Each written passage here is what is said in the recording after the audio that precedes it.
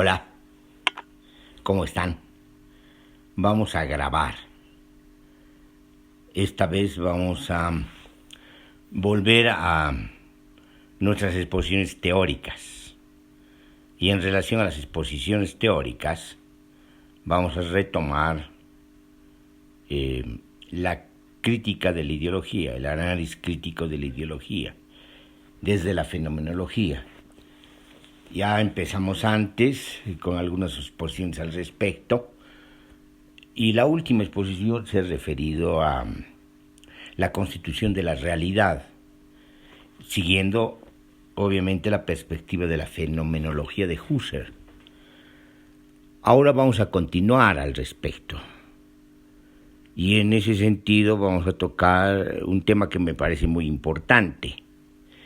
que de alguna manera se encuentra en Hegel, en la fenomenología del espíritu de Hegel, en el apartado o los capítulos que se refieren al reconocimiento, donde está ahí la famosa metáfora filosófica de la dialéctica del amo y el esclavo. Y hemos hablado al respecto, hemos tenido una exposición, o varias, además de otros ensayos que escribimos antes, al respecto, pero aquí nos interesa tocar el tema en su complejidad, desde la perspectiva de la complejidad, desde la perspectiva por lo menos de la complejidad que desarrolla Husserl en la fenomenología. Y nos interesa fundamentalmente tocar el tema, no del reconocimiento, porque digamos, si vemos desde la perspectiva de la aparición, del fenómeno de la aparición, fenómeno que es aparición,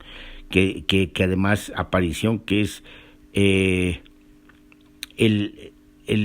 referente de análisis de la fenomenología, ya no se trata de reconocimiento, sino se trata de aquello que ya hablamos en constitución de la realidad, es decir, cómo se constituye la realidad en la complejidad de la experiencia del sujeto solipsista y social, en ese entrelazamiento entre percepción, apercepción, protopercepción, donde se da pues lugar a situaciones o a localizaciones de la cosa, siendo la cosa tanto inanimada como animada. Y aquí el problema es la cosa animada, es decir, la constitución de la naturaleza como tal, entendiendo la naturaleza como la naturaleza viviente, no la física en el sentido, digamos, ya moderno de la palabra, no de la physis en el sentido griego de la palabra. Y en el sentido de la naturaleza tenemos pues la aparición, la construcción de la naturaleza. La naturaleza sería no solamente una idea como aparece en Kant, en la crítica de la razón pura, sino que la naturaleza, en este caso, es una construcción tanto de objetivaciones como de subjetivaciones, tanto de las relaciones del sujeto, relaciones entre sujetos, es decir, intersubjetividad, y de las relaciones del sujeto con los campos y ámbitos de la objetividad. Y en ese sentido, digamos, es muy importante entender qué papel juegan los distintos planos de intensidad, como hablábamos antes, los campos, e inclusive los espesores de intensidad que competen a la fenomenología para precisamente dar lugar a esta construcción de la naturaleza, donde, digamos, se sitúa de manera inquietante, y si ustedes quieren nuclear, dependiendo de la perspectiva, el humano. Entonces, el humano es una constitución, y obviamente no es una constitución solipsista, del sujeto solipsista, sino que es una constitución del sujeto social, pero un sujeto social que vive sus experiencias, que establece relaciones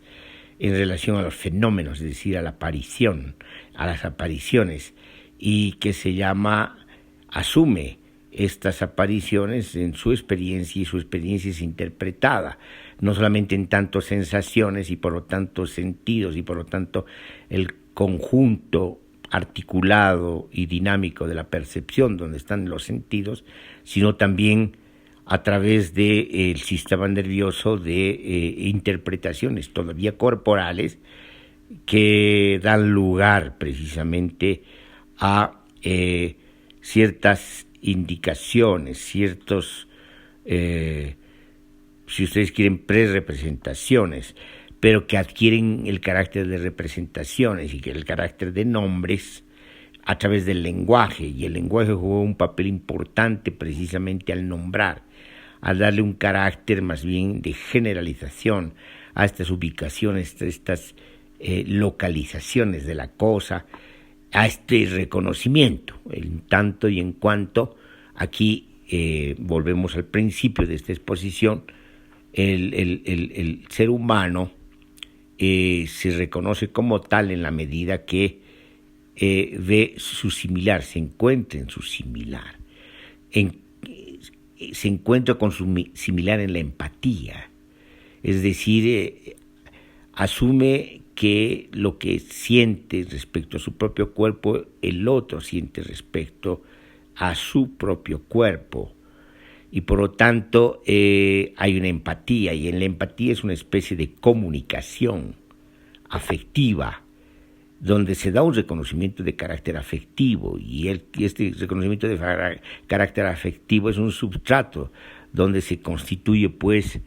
el humano, es decir, el humano como humano en la naturaleza, es decir, el humano como sujeto, si ustedes quieren, el humano inclusive en ese juego, en ese intersticio, en esa bisagra flexible y dinámica entre objetividad y subjetividad, entre el mundo material, el mundo de la naturaleza, el mundo animado y el mundo espiritual. Es decir, aquí aparece pues otra vez ese concepto en términos de Husserl, el alma, y el alma es para Husserl la comunidad, no es algo que adquiera un carácter, digamos, sobrenatural,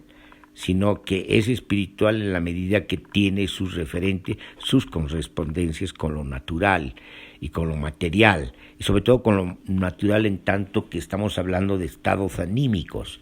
y en ese sentido estamos hablando pues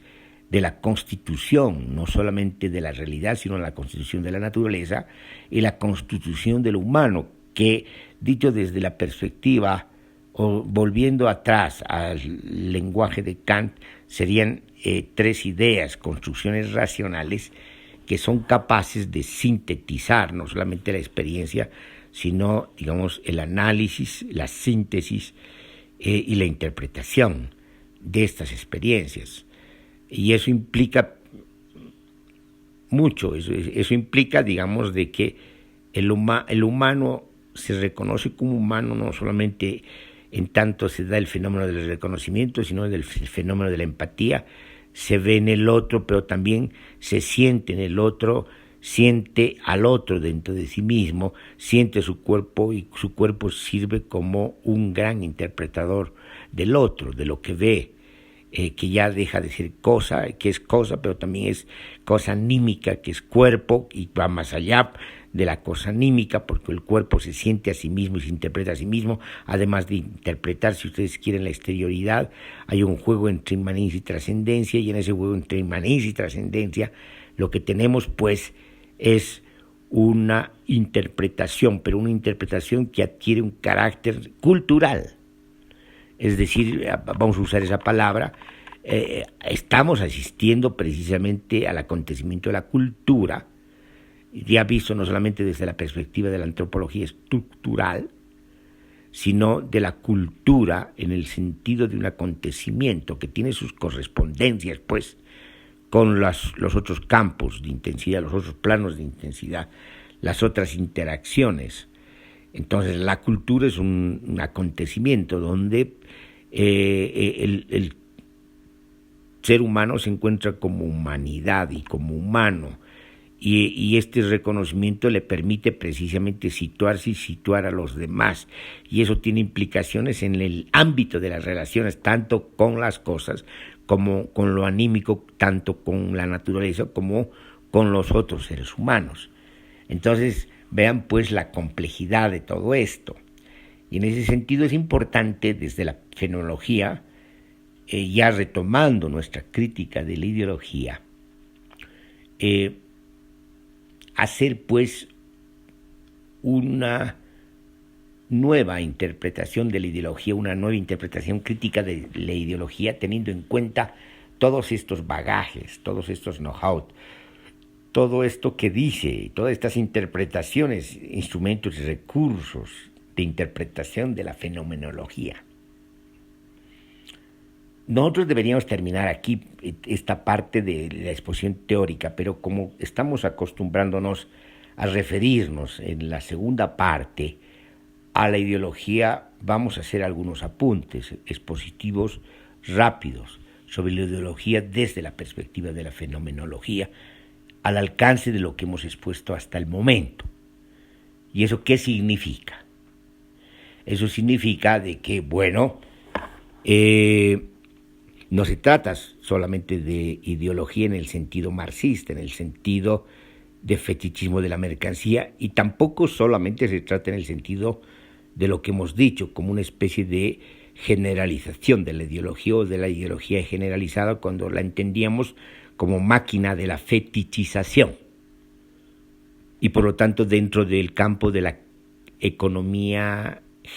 política generalizada y de la crítica de la economía generalizada. Esto va mucho más allá, porque estamos viendo, digamos, una complejidad altamente dinámica de distintos planos de intensidad, de distintos espesores de intensidad que se articulan, se entrelazan, dinámicamente se integran y dan lugar precisamente a las vivencias y a las interpretaciones de las vivencias, pero también dan lugar, si ustedes quieren, a los conceptos. Y ahí juega no solamente la cultura, no solamente el lenguaje, sino, digamos, la construcción físico-matemática, que también es una construcción abstracta, donde juega un papel importante la racionalidad, y por lo tanto la racionalidad aquí adquiere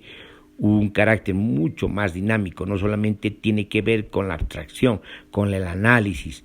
con la generalización o la universalización, con la lógica, sino que aquí la racionalidad está imbricada y está en correspondencia con los demás procesos que tienen que ver con la objetivación, la subjetivación, la cosificación, la descodificación, la decodificación, pero también la construcción de la realidad, la construcción de la naturaleza, la construcción de la cultura y la construcción del ser humano. Entonces, estamos avanzando pues en desarrollos o desenvolvimientos altamente dinámicos, integrados de esta complejidad, donde está inserto no solamente el sujeto, sino el ser humano, pero el ser humano no es exactamente una definición, sino precisamente es a su vez un acontecimiento que se va localizando, que se va complejizando, que se va nucleando, que va adquiriendo distintas connotaciones dependiendo de los contextos en los que estamos manejando. Y en ese sentido, pues, podemos interpretar cómo funciona todo esto